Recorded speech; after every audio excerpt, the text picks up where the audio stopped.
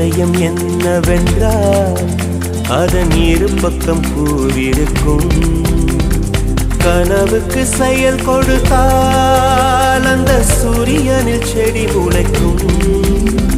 புலன்களை அடக்கி வைத்தால் தினம் புது புது சுகம் கிடைக்கும். காலில் குத்தும் வாணி உன் ஏழி என்று காமி, பல இன்பம் மல்லி சேர்த்து ஒரு மூட்டை கட்டி வாணி வாணி. பழ பழக்கிற பகலானி, பட படக்கிற அகலானி, அனல் அடிக்கிற துகுலானி, நகலின் நகலானி. மழை அடிக்கிற முகிலானி, திணற அடிக்கிற திகிலானி, மணமணக்கிற அகிலானி, முள்ளா மலரானி.